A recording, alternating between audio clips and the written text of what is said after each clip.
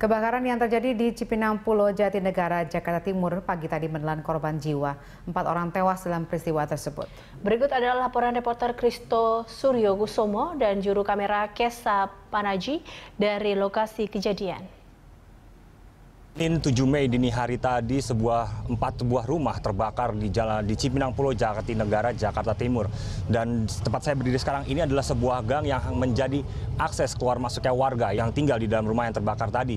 Dan dapat dibayangkan bahwa di gang sempit ini, seperti yang terlihat, ini hanya menjadi salah satu jalan atau akses yang dapat dilewati oleh warga. Dan dalam kebakaran ini menelan 4 korban jiwa yang kesemuanya masih memiliki hubungan keluarga, yaitu 2 suami istri dan 1 orang cucu dan 1 orang anak. Dan mereka semua tinggal di 4 rumah petak yang ada di sini dan hampir semuanya ini mengalami kebakaran dan kerusakan yang cukup parah.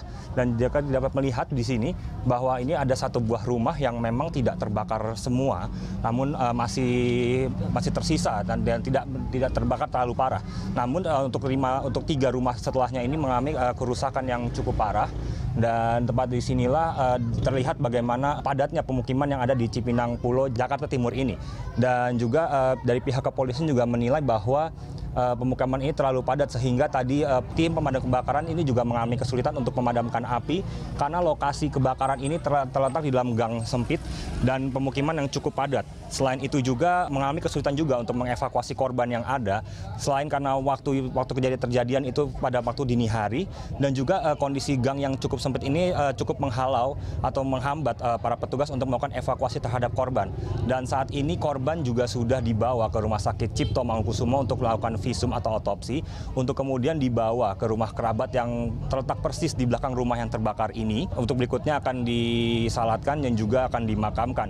Dan menurut keterangan yang kami dapat juga, kebakaran ini juga diduga pada awalnya adalah karena adanya arus pendek listrik yang terjadi di rumah tersebut. Namun berdasarkan informasi yang kami kumpulkan di sini bahwa juga kebakaran ini dimulai pada pukul 4 pagi di lantai 2 rumah yang ada di belakang ini. Dan juga setelah itu api merambat dengan cepat dan kemudian membakar rumah yang ada di sekitar sini. Dari Cipinang Pulau, Jakarta Timur, Kristo Suryokusumo, Kesa Panaji, Berita 1, Jakarta.